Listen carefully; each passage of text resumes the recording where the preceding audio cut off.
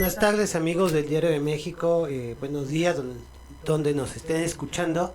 Hoy estamos con Miki y pues muchas gracias por acompañarnos. Ella se va a presentar en el Foro Tejedor dentro de unos pocos días y pues que nos puedas contar un poco sobre tu nuevo álbum que traes y pues también dónde te vas a presentar. Sí, hola, antes que nada gracias por el espacio. Eh, Estoy presentando este nuevo EP titulado Laberintos. Es casi como un álbum porque tiene 8 canciones y justo retrato los laberintos de la conciencia humana en sus luces, en sus sombras y en estos caminos y estos laberintos que no son lineales, ¿no? Estos procesos humanos que no siempre son lineales, a veces puedes dar vueltas en círculo, regresar al inicio. Eh, no todo es tan blanco y negro, entonces quería retratarlo desde este lugar más real, ¿no? Más objetivo. Y con estos contrastes entre elementos más naturales, más orgánicos, tradicionales incluso, y elementos también más artificiales, elementos electrónicos, por ejemplo. Entonces, a nivel sonoro es una fusión de varios elementos, tiene influencias de trip hop, de electrónica, de pronto algunos tintes de música del mundo, Latin pop alternativo, es una fusión un poco más experimental que lo que había lanzado anteriormente. Y muy simbólico, muy conceptual, desde el arte sonoro hasta el arte visual. Oye, ¿y qué te inspiró o por qué empezaste a buscar pues, esta nueva exploración en el laberinto? Que me puedas un poco contar la Ujú. génesis. Mm, Justo regresando a esta idea de los laberintos, quería también evocar un poco esta sensación de los mantras, de la hipnosis. De hecho, las canciones están diseñadas de esta manera en su estructura, ¿no? En donde hay un elemento que se repite y se repite, ¿no? Por lo general se repite la misma progresión de acordes y se le van añadiendo capas, ¿no? Y de pronto va cambiando la melodía de la voz o cambian ciertos elementos, pero es entrar un poco en este laberinto a nivel sonoro también, y creo que hay un poder muy fuerte en la repetición, porque así como puede darte esta sensación de estar atrapado en un laberinto, al mismo tiempo también hay una liberación muy fuerte, ¿no? En la repetición, y justo quería hablar de eso, ¿no? De cómo muchas veces también estamos ahí atrapados intentando buscar la salida, pero muchas veces nosotros mismos tenemos las respuestas para esa salida, ¿no? Por ejemplo, así, a nivel simbólico utilizo mucho, por ejemplo, incluso a nivel visual, el símbolo del búho, ¿no? Que retrata la noche, la oscuridad, la sabiduría.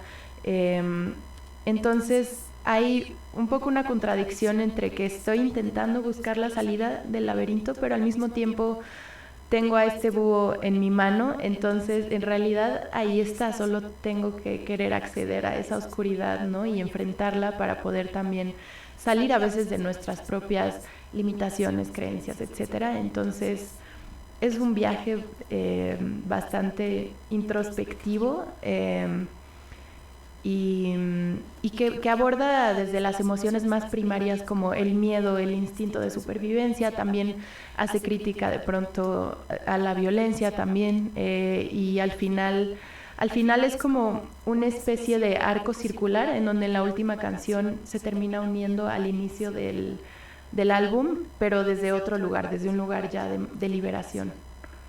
Oye, y me estabas hablando algo que se me hizo interesante sobre, pues, bueno, este tema de la repetición, la hipnosis, se me hizo interesante como también como concepto de álbum. Eh, que nos pudieras un poco profundizar, eh, digamos, ¿por qué atreverse a hacer algo así en un álbum? Puede ser no necesariamente como en un primer momento tan llamativo, pero ahora que lo estás diciendo ya de otra manera, como que da otra perspectiva. No sé si puedes un poco contarme por qué te atreviste a abordar el álbum desde esa manera. Bueno, por un lado porque tal vez en algunas canciones anteriores de pronto había algunos elementos en los que yo me detenía a pensar, bueno, esto es mío, esta canción es 100% mía, pero ¿cómo puedo lograr un equilibrio para que conecte con más gente, ¿no? O sea, un poquito más comercial, incluso dentro del alternativo, pero en este álbum no pensé en absolutamente nada de eso, en si le iba a gustar a la gente o no, y sé que tal vez algunos conectarán, otros no, pero quise hacerlo desde esa libertad de hacerlo por mí, darme gusto a mí, y quien conecte con él, pues conectará de una manera más genuina, ¿no? Y justo partí de esta idea conceptual de la hipnosis y del laberinto, entonces eso dio pie a encontrarle sentido a la estructura de las canciones, que aunque sí es una especie de hipnosis o de mantra que se repite, sí hay elementos que van cambiando también, ¿no? Entonces también si lo escuchas, puedes observar que sí hay cambios ahí, aunque sean sutiles, ¿no? Porque a veces también estamos acostumbrados a adornar y adornar, ¿no? Y también me encanta, ¿no? Y es increíble y depende de lo que estés haciendo, pero creo que también a veces hay mucho poder en el minimalismo, ¿no? Sí. Oye, y por otro lado, de todas las canciones del laberinto, que me puedas un poco contar cuáles consideras fueron las más desafiantes, las que rompieron un poco más, que me puedas un poco, también para que las vayan a buscar, ¿no? Sí, claro. Bueno, no sé si las más desafiantes, pero por ejemplo, en Cactus, en Bruja y en Miedo, empecé a explorar mi voz hablada, ¿no? Más un poco en formato de rap, por así decirlo. No me considero rapera ni nada, pero sí, exploro mi voz desde otro lugar. Entonces, eso fue algo nuevo para mí. Digo, ya lo había explorado internamente, pero no había lanzado nada así, ¿no? Y también, por ejemplo, Filo fue bastante desafiante a nivel vocal, por lo que exige en algunas partes de la canción y porque estaba utilizando mi voz también de una manera muy diferente a como la había utilizado antes. En general, en todo el álbum la utilizo de manera muy diferente y no nada más en la interpretación, sino también en la producción, por ejemplo, en el tratamiento de la voz, en el procesamiento de la voz. De pronto, en algunas canciones utilizo en algunos momentos, por ejemplo, el autotune, pero de manera no correctiva, sino creativa, ¿no? Para darle otro color, otra textura a la voz. Entonces, eso es algo, por ejemplo, que no había explorado tanto antes, ¿no? Que estaba un poco más cerrada, tal vez, a explorar distintas maneras también de tratar la voz.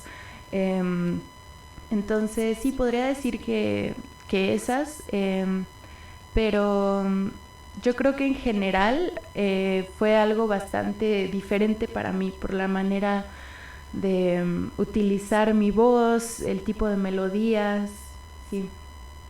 Oye, y por otro lado, quería que nos contaras cómo fue el proceso de fusión entre la música electrónica y los sonidos del mundo, ¿no? Que tienes en Laberinto, ¿cómo fue ese trabajo? Uh-huh.